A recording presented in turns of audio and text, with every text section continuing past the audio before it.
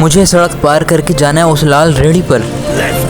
मैं आया हूँ यहाँ अकेले अकेले गोलगप्पे खाने। यहाँ पर रश नहीं था, थोड़ी देर बाद गोलगप्पे भी आ गए। गोलगप्पे देखने में तो अच्छे थे, खाने में भी ठीक ही थे। बस मैंने पेट भर के यहाँ पे गोलगप्पे खाए। फिर मैंने इनसे पानी मांगा, पानी इनका अच्छा नहीं था। फिर मैं गया स्लश पीने।